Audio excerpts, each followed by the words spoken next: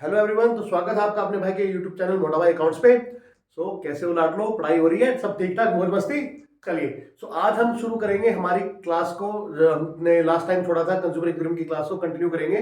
और बहुत important topic आज पढ़ने वाले हैं कंज्यूमर इक्विलिब्रियम का, जो कि है law of diminishing marginal utility. Law of diminishing marginal utility, law of DMU. ठीक है, डिमिनिशिंग का मतलब आप जानते हो, डिमिनिशिंग मींस कीप्स ऑन, जैसे आप कम होता जा रहा है, ठीक है। रिड्यूसिंग, ठीक है, तो डिमिनिशिंग। मार्जिनल यूटिलिटी आप जानते हो, मार्जिनल यूटिलिटी क्या होता है?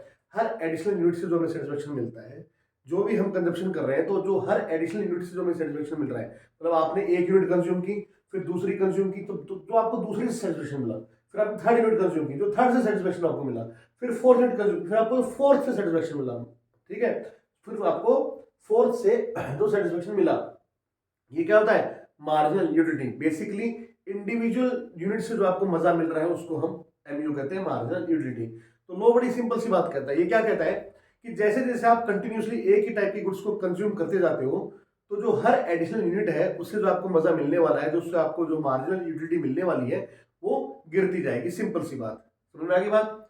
क्या बोला कि जैसे जैसे आप कंजम्पशन कंटिन्यूसली करते हो किसी एक टाइप गुड का, तो होगा क्या, उस कमोडिटी का जो हर एडिशनल यूनिट है, उस कमोडिटी की जो हर एडिशनल यूनिट है, वो आपको हर बार कम सेटिस्फेक्शन देगी। ये बोलता है law of diminishing marginal utility. तो सिंपल सी बात बोली इसने। Law of diminishing states that as more and more units of a commodity are continuously consumed, the marginal utility derived from by the consumer, the marginal utility derived by the consumer from additional units goes on diminishing।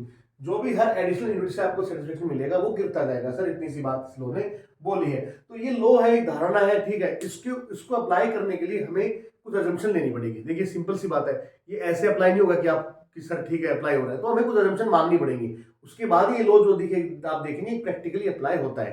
कैसे होता है? जैसे कि आप देखिए, जो ये गोलगप्पा होता है ना, पानी पूरी, सो अपन खाने जाते हैं तो आजकल 5 6 7 टाइप का जो है वो पानी रहता है। एक आप पहले ठेले पे खाते थे, वहां पे एक ही तरह का पानी रहता था, ठीक है। फर्क क्या है समझिएगा, जब एक ही तरह का पानी है तो जो आपको सेटिस्फेक्शन मिलेगा, पहले आपने एक यूनिट कंज्यूम की, फिर आपने दूसरी कंज्यूम की, फिर तीसरी कंज्यूम की, तो जो पहले में जो मजा आया था उतना मजा दूसरी में नहीं आएगा। और इसका एक बड़ा सिंपल सा लॉजिक है। लॉजिक क्या है कि जो आपकी इंटेंसिटी है ना, उसको, जो आपकी मतलब चाहत है उसको पाने की, मतलब आप में भी भूखे होंगे, कुछ होंगे, आपको क्रेविंग हो रही होगी कि मुझे गोलगप्पा खाना है, तो जैसे ही पहला गोलगप्पा आप खाते हो तो आपकी वो क्रेविंग कम हो जाती है, तो आपको जो दूसरी यूनिट है उससे सेटिस्फेक्शन कम मिलता है। एक सिंपल सी बात है इसमें, ठीक है, इसमें कोई दिक्कत वाली बात नहीं है। लेकिन हमने क्या बोला, आप गोलगप्पा खा रहे हो तो एक ही टाइप का, जो एक ही फ्लेवर का आप जो है उसमें पानी यूज कर रहे हो। अगर ये पानी अलग अलग प्रकार का हो जाएगा तो दिक्कत हो जाएगी। क्यों हो जाएगी? क्योंकि टेस्ट चेंज हो जाएगा, ठीक है। अलग मे बी दूसरा फ्लेवर आप जब कंजप्शन कर रहे हो, तो दूसरा फ्लेवर हो सकता है आपको ज्यादा satisfaction they they. May be jaljeera था, दूसरा आपको जो है वो अमरूद है, कोई और तीसरा फ्लेवर इमली का है। तो अलग अलग फ्लेवर है, वो आपको हो सकता है किसी दूसरे फ्लेवर में आपको ज्यादा मजा मिल जाए, तो वो नहीं, हमें क्या करना पड़ेगा, कुछ अजम्पशन लेनी पड़ेगी। इसलिए अजम्पशन क्या लेनी पड़ेगी कि all the units of A commodity must be same. क्या बोला हमने? जितनी भी यूनिट है ना, जो आप भी आप कंजप्शन कर रहे हो कमोडिटी का, उसकी जितनी भी यूनिट्स आपने कंज्यूम की, वो सेम होनी चाहिए। सेम मतलब in all respect, size, colour, design, quality. अगर हमने भी गोलगप्पे का एग्जांपल लिया, तो same type of golgappa, same type of that water, वो आप यूज करोगे। ये नहीं कि उसमें आप फ्लेवर चेंज कर दो। उसके बाद ये लॉ अप्लाई होगा, ठीक है, उसके बाद ये लॉ अप्लाई होगा। तो पहली assumption क्या होगी कि जो क्वांटिटी जो भी आप कंजप्शन कर रहे हो वो सेम होना चाहिए उस कमोडिटी का, उस कमोडिटी का कंजप्शन सेम होना चाहिए। चलिए ठीक है। सेकंड assumption क्या है sir? Units of commodity must be standard. Units of commodity must be standard. Standard से मतलब क्या है? Educate and suitable. स्टैंडर्ड से मतलब क्या है कि यार, स्टैंडर्ड का मतलब ये है कि अगर हम बात करें, फॉर एग्जांपल आप ये समझिएगा कि आप पानी पीते हैं तो ग्लास ऑफ वाटर पीते हैं, आप क्या बोलोगे? पानी पीना है तो आप क्या बोलोगे? एक गिलास पानी दे दो, ठीक है। ऐसा थोड़ी होगा कि एक चम्मच पानी दे दो। आप प्यास से आ रहे हो, आप बाहर से आए प्यास से, गर्मी के अंदर मेरे पास कि आओ भैया पानी पिला दो, मैंने कहा ठीक है यार भाई बैठ ले, पानी लाता हूँ, और मैं आपको स्पून से लाके पानी पिला रहा हूँ। तो आप क्या करोगे? गुस्से में कान पे दोगे मेरे कि क्या कर रहे हो यार, तो एक चम्मच पानी कोई पिलाता है क्या? पानी का मतलब होता है कि एक गिलास पानी आप दोगे, ठीक है। तो उस पानी का मेजरमेंट, एडिक्वेट मेजरमेंट क्या होगा? ग्लास ऑफ वाटर, ठीक है। ऐसा नहीं कि आप स्पून से दे दो। अगर आप स्पून से दोगे तो आपकी प्यास बुझेगी नहीं, आपके अंदर वो एक चम्मच से कितना पानी जाएगा, तो आप ऑब्वियस सी बात है दूसरी चम्मच से आपको सेटिस्फेक्शन कम नहीं होगा, ज्यादा ही मिलेगा, क्योंकि आपकी प्यास एक जो एक एडिक्वेट क्वांटिटी जो होती है वो आपने कंज्यूम अभी तक की ही नहीं है। तो यूनिट्स होनी चाहिए, वो क्या होनी चाहिए, स्टैंडर्ड होनी चाहिए, एडुकेट होनी चाहिए, ठीक है, सुटेबल। क्लियर है, ये बात समझ में आ गई होगी। Third is consumption must be continuous. Obvious सी बात है, कंजप्शन क्या होना चाहिए, कंटिन्यूअस होना चाहिए, कंटिन्यूअस, लगातार, निरंतर। जैसे कि अगर आप खाने की बात करें, अगर कंजप्शन का मतलब अगर हम यहाँ पे ये नहीं खाना ही होता है, पर हम जनरल समझने के लिए लेते हैं कि अगर फूड की बात अगर हम कर रहे हैं तो ऑब्वियस सी बात है, अगर आपने सुबह खाना खाया और फिर आप दोपहर को खा रहे हो तो फिर ये लोग कहाँ से अप्लाई होगा, आपको तो दिन में भूख लग गई होगी। तो ऑब्वियसली बात है, आप जब दोपहर बाद जब आप खाना खाओगे तो आपको वो तो ज्यादा सेटिस्फेक्शन दे सकता है। पॉइंट क्या है, जब आप कंटिन्यूअसली कंजप्शन कर रहे हो तब ये लो अप्लाई होगा। क्लियर है, मतलब कोई भी यूनिट हो यार, गुड, चाहे वो फूड हो, चाहे कुछ भी हो, चाहे कपड़ा हो, आपको रेड कलर की टी शर्ट पसंद है तो कितनी खरीद लोगे आप। जब आपके पास नहीं है तो आपको अच्छी लगेगी, यार चलो मेरे पास आज एक टी शर्ट रेड नहीं थी, मैं लेके आ गया। अब उसके बाद लेके आ गई जो भी रेड टॉप, कोई कर लिया कि रेड टॉप ले आई, अब दोबारा रेड टॉप थोड़ी लाओगे, तीसरी बार थोड़ी लाओगे, चौथी बार थोड़ी लाओगे, बार बार क्या रेड टॉप लाते रहोगे। तो पॉइंट इज, आपको जो चीज मिल जाती है तो उसके बाद जो है दूसरी यूनिट से सेटिस्फेक्शन आपको कम मिलेगा, सिंपल सी बात है। और कब मिलेगा, जब कंटिन्यूस हो, जब कंजप्शन आपका कंटिन्यूस हो, लगातार हो, ठीक है, बीच में ब्रेक नहीं आना चाहिए। तीसरा, कंज्यूमर की जो इनकम है उसमें कोई चेंज ना हो, टेस्ट प्रेफरेंस हैबिट में कोई चेंज ना हो, ऑब्वियस सी बात है, कंज्यूमर की इनमें कोई चेंज नहीं होना चाहिए, ठीक है। कंज्यूमर क्या हो, रेशनल हो, कंज्यूमर क्या हो, रेशनल। रेशनल कंज्यूमर कब होता है, कंज्यूमर रेशनल, इसका मतलब क्या है, कंज्यूमर का रेशनल होने का मतलब ये है, ये समझिएगा, कंज्यूमर का जो इंटेंशन है, कंज्यूमर का जो ऑब्जेक्टिव है वो है सेटिस्फेक्शन। कंज्यूमर का ऑब्जेक्टिव क्या है, सेटिस्फेक्शन अटेंड करना, उसको मजा चाहिए, उसने जो पैसा खर्च किया है ना उसमें उसको आनंद मिलना चाहिए, चलो पैसा खर्च किया मेरे को वर्थ मिली, तो उसको सेटिस्फेक्शन चाहिए, मजेदार वाला, ठीक है, ज्यादा वाला, ठीक है। तो जब भी आप कंजप्शन करते हो तो आपकी इंटेंशन क्या होनी चाहिए कि आपको मैक्सिमम सेटिस्फेक्शन चाहिए, तभी आप क्या कहलाओगे, रेशनल कंज्यूमर कहलाओगे। तो कंज्यूमर इज रेशनल का मतलब क्या है, when consumer wants to maximize his satisfaction, इस केस में क्या होगा, कंज्यूमर हो जाएगा रेशनल। अगर कंज्यूमर को ज्यादा सेटिस्फेक्शन चाहिए, वो अपना सेटिस्फेक्शन बढ़ाना चाहता है तो उसको बोलते हैं रेशनल कंज्यूमर। इसके बाद आता है 6 point, marginal utility of money, that is MUM, remains constant. ये एमयूएम क्या होता है sir, marginal utility of money क्या होता है, मैं लिख रहा हूं, rupee worth to a consumer. Consumer के लिए 1 रुपए की जो अहमियत है उसको बोलते हैं marginal utility of money. Consumer के लिए जो पैसे की इंपॉर्टेंस है उसको बोलते हैं मार्जिनल यूटिलिटी ऑफ मनी। ये कांस्टेंट होनी चाहिए, सेम रहनी चाहिए। अब आप बोलोगे सर सेम मतलब क्या है इसका, ऑब्वियस बात है, आज आप अगर सोचते हो कि यार मैं अगर 100 रुपए खर्च करूं तो मुझे जो है एक बर्गर मिल जाए, एक मुझे कोल्ड ड्रिंक मिल जाए, तो 100 रुपए में मेरा इतना होना चाहिए। लेकिन वहीं पर आपकी मान लो लॉटरी लग जाती है 10-20-50 करोड़ की, अब आपको क्या लगेगा, यार ये थोड़ी खाएंगे अपन तो 5 स्टार में खाएंगे जहाँ पे 5,000 रुपए में चीज आती है, ठीक है। तो बेसिक बात क्या है कि कंज्यूमर की इनकम वही होनी चाहिए, उससे क्या होगा, उसका जो एमयूएम है वो भी क्या रहेगा, कांस्टेंट रहना चाहिए। उसको जो 1 रुपए में सेटिस्फेक्शन चाहिए उतना ही चाहिए, वो कांस्टेंट रहना चाहिए। उसके लिए रुपी वर्थ कांस्टेंट होनी चाहिए, जो 1 रुपए वो खर्च करके जो पाना चाहता है ना वो उसका कांस्टेंट रहना चाहिए, सेम रहना चाहिए, उसमें कोई चेंज नहीं आना चाहिए। क्लियर है, वो डिस्टर्ब नहीं होना चाहिए। इस तरह की कुछ अजम्पशंस अगर रहेंगी तो हमारा लॉ 100% अप्लाई होगा, ठीक है, क्लियर है। फिर आप में से कोई बच्चा बोलेगा नहीं सर भाई साहब ऐसा नहीं होगा, ठीक है, कोई ना कोई लाडला उठ जाएगा, बोले भैया ऐसा कैसे, तो अभी बताते हैं। एक बच्चा बोला मुझे कि भैया आप ऐसे कैसे बोल रहे हो, आप ऐसे कैसे बोल रहे हो, जब मैंने एक शराबी को देखा वो तो एक के बाद एक पैक पिए जा रहा था। मतलब ये लॉ जो है कुछ चीजों पे अप्लाई नहीं होता, जिसको हम बोल देंगे एक्सेप्शंस। क्या बोल देंगे, एक्सेप्शंस, जहां पर ये लॉ अप्लाई नहीं होगा वो सारी बातें आ जाएंगी। तो कुछ चीजों पे लॉ अप्लाई नहीं होता। तो एक्सेप्शन में सबसे पहले आ गया अल्कोहलिक ड्रिंक्स। ऑब्वियसली बात, आप किसी भी शराबी को देखिएगा, ठीक है, it is injurious to health, किसी को पीनी नहीं है। पॉइंट क्या है वो समझिएगा। मैं जब शराबी बोल रहा हूँ उसका मतलब क्या है, मैं बुरी बात बोल रहा हूँ, गंदी चीज है, हम क्या बोल रहे हैं, किसी आदमी जो शराब पी रहा हो तो शराबी बोल रहे हैं, ठीक है, घटिया इंसान है वो। तो अल्कोहलिक ड्रिंक में क्या होगा, वो जब एक पैक पिएगा तो उसको उससे ज्यादा मजा तब आएगा जब वो दूसरा पैक पिएगा। ऑब्वियसली बात है, उसकी नर्वस सिस्टम जो है वो ब्रेक डाउन हो जाएगा, तीसरे पैक में और ब्रेक डाउन हो जाएगा, मतलब बिल्कुल बंद हो जाएगा वो, चौथा पांचवा छठा पैक लगा के फिर वो बेहोश हो जाएगा। उसको आनंद तब आएगा क्योंकि नशा कर रहा है वो, ठीक है। तो नशे वाली चीजों पे ये लो अप्लाई नहीं होता, क्योंकि नशे वाली चीज में क्या होता है, आपको कंटिन्यूस जब मिलता है तो आपका नशा बढ़ता है तो आपको ज्यादा मजा आता है, ऑब्वियस सी बात है, ठीक है। तो वहां पर अप्लाई लो नहीं होता। दूसरी बात, रेयर कमोडिटीज एंटिक्स, मान लो ऑब्वियस सी बात, आपके पास कोई एंटिक मिला आपको, अगर आपको कोई एंटीक चीजें मिल रही हैं, लगातार मिल रही हैं, तो आपको बुरा थोड़ी लगेगा, आपका हर बार सेटिस्फेक्शन ज्यादा ही ज्यादा मिलेगा।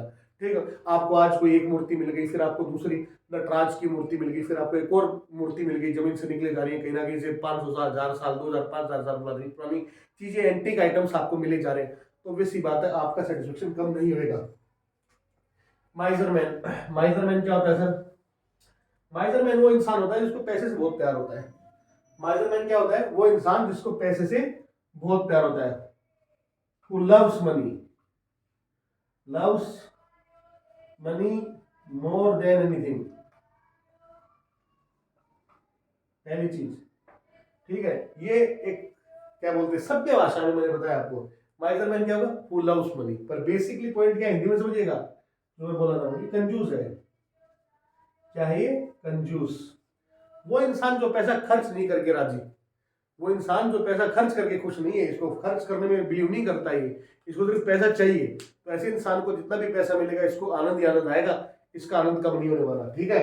चौथा मनी, ऑब्वियसली बात है, मनी के केस में ये रहेगा, मनी किसी को भी मिलेगा तो उसका सेटिस्फेक्शन कम नहीं होगा। उसकी अगर इनकम, आप जिनके घर पे रिलेटिव आए, फंक्शन है कोई, तो आपकी बुआ जी आपको 500 रुपए दे के गई, इतने में आपके फूफा जी आ गए, उसमें उन्होंने भी आपको 500 दे दिए, आपके मौसा जी आ गए, उन्होंने भी आपको 500 दे दिए, तो आपका सेटिस्फेक्शन कम थोड़ी हो रहा है, वो बढ़ ही जा रहा है, पैसे देते रहो, मजा आ जा रहा है। ठीक है, तो मनी के केस में अप्लाई नहीं होगा। इसके बाद आ जाती है हॉबीज। कुछ बच्चों की हॉबीज होती है कि कोइंस कलेक्ट करते हैं, स्टैम्प्स कलेक्ट करते हैं। ठीक है, मुझे नहीं पता आपकी है या नहीं है, पर होती है कुछ बच्चों की। ठीक है, कुछ बच्चे होते हैं जो कलेक्ट करते हैं स्टैम्प्स एंड कॉइन्स, ऐसी चीजें, तो उनका जो सेटिस्फेक्शन है वो हर एडिशनल स्टैम्प, हर एडिशनल कॉइन्स, हर एडिशनल कैसेट, बहुत सारी चीजें हो सकती है, मतलब कुछ भी हो सकता है, किसी कुछ भी इकट्ठा करने का शौक हो, तो उनकी उस केस में जो है ये क्या बोलते हैं, लो अप्लाई नहीं होता। ठीक है। एंड एक और चीज ले लेते हैं, listening to music. Listening to music, simple सी बात समझो यार, अच्छा गाना आप सुन रहे हो, ठीक है, अभी जैसे बात करी इस आदमी की, ठीक है, शराब पी के खुश हो रहा है, नशा हो रहा है, गाने में भी तो नशा होता है, मजा नहीं आता क्या गाना सुन के? तो जब कोई अच्छा, आप अच्छे मूड में हो तो खुशी के गाने सुन रहे हो, ठीक है, तो मजा आएगा ना। एक गाना सुन लिया, फिर दूसरा आने दो, अरिजीत सिंह गा रहा है, तीसरा आने दो, चौथा आने दो।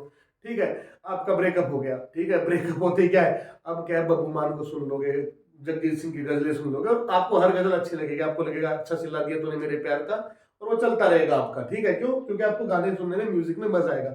जब भी कोई अच्छा म्यूजिक होगा, आपको हर कंटिन्यूसली, मैं तो कहूंगा एक ही सॉन्ग जो है ना, वो आप कंटिन्यूसली सुनते रहोगे, 10 20 बार 50 बार हो जाएगा, इवन होता है ऐसा। ठीक है, कोई गाना अच्छा में लग जाता है ना। एक बार जब हम लोग जब कॉलेज टाइम में थे, गाना आया था why this Kolaveri D, why this, आप लोग सुन सकते हो उसको ना, आपको पता नहीं कैसा लगेगा, पता नहीं सुना नहीं सुना आप लोगों ने, आज के बच्चों ने।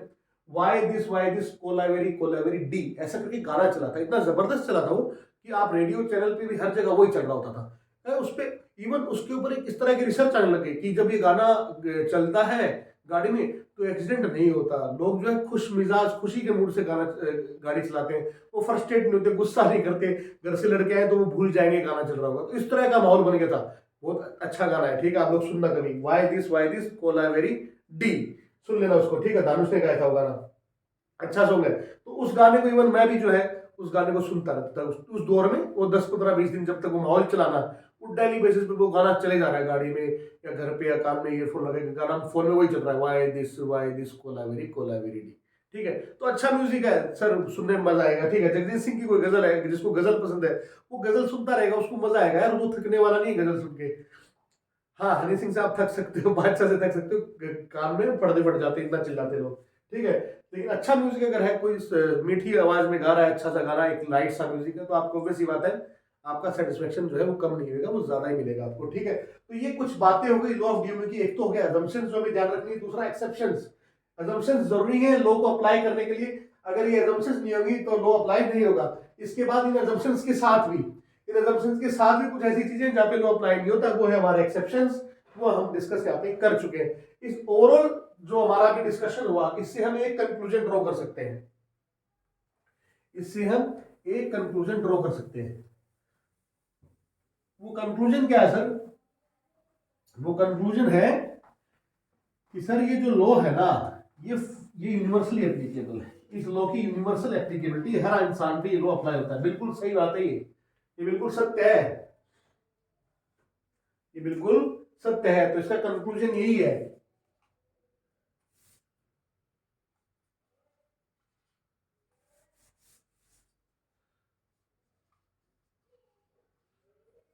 कि ये जो है ये कहलाता है fundamental law of satisfaction, fundamental law of satisfaction, ठीक है। फंडामेंटल, अरे यार, फंडामेंटल लॉ ऑफ सेटिस्फैक्शन क्यों कहलाता है? बिकॉज इस लॉ की यूनिवर्सल एप्लीकेबिलिटी है, यूनिवर्सली अप्लाई होता है, यूनिवर्सली अप्लाई होता है ये लॉ, ठीक है। हर जगह लगेगा, ये बिल्कुल सत्य लॉ है, ठीक है। इसके बाद अगर मैं बात को इसको मैं रब कर रहा हूँ इस साइड वाले को, इसको आप लोगों ने लिख लिया होगा, मैं ऐसा मान के चलता हूँ, और नहीं लिखा तो स्क्रीनशॉट ले लो, लिख लो, ठीक है। अब इसको मैं रब कर रहा हूँ, तो हमने क्या कहा, इस लॉ को कहते हैं फंडामेंटल लॉ ऑफ सेटिस्फैक्शन, ठीक है। इसके ऊपर आपसे डायग्राम बनाने के लिए बोल सकते हैं, तो डायग्राम बड़ा सिंपल है, डायग्राम बहुत ही ज्यादा सिंपल है। डायग्राम की अगर बात करें, यार गीला है, सो हमने थोड़ा टाइम पहले भी वो देखा ना, लास्ट जो क्लास थी उसके अंदर यूनिट्स थी, आपका टोटल यूटिलिटी था और आपका मार्जिनल यूटिलिटी था, ठीक है। 1 2 3 4 5 20 35 45 50 50 45, so 20 15 10 5 0 -5, सो ऐसा एक आपने न्यूमेरिकल शेड्यूल देखा था एमयू के लिए, लास्ट क्लास में देखा था, मैं वापस में आ गया, कोई दिक्कत वाली बात नहीं है, ठीक है। तो ये शेड्यूल आप ले लो, इसको याद कर लो, कोई दिक्कत वाली बात नहीं है, बिल्कुल याद क्या करना है आपका, जो इस पे जो भी थ्योरी वो डेवलप हो गई है कि ठीक है हमारे को एमयू जो है वो डिमिनिशिंग करना है, वो गिराना है, गिराते गिराते उसको नेगेटिव करना है, ठीक है। इसके ऊपर आपको एक डायग्राम ड्रॉ कर देना है एग्जाम में, वो डायग्राम रहेगा ऐसा,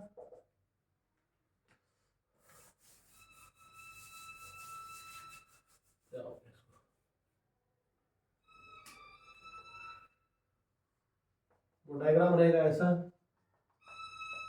MU 0 एंड यहाँ पे आ गया आपका आउटपुट, ठीक है। रेफरेंस डायग्राम ड्रॉ करना है, आपका MU गिरता जा रहा है, गिरते गिरते नेगेटिव हो रहा है, तो ये गिरते गिरते इसको आप नेगेटिव कर दो, तो ये हो जाएगा आपका MU, ठीक है। तो ये इसका डायग्राम हो गया, ये ओवरऑल बात हो गई, हमारा चर्चा पूरा कंप्लीट, यहाँ पे सारी जो भी डिस्कशन था कंप्लीट हो गया लॉ ऑफ DMU के ऊपर।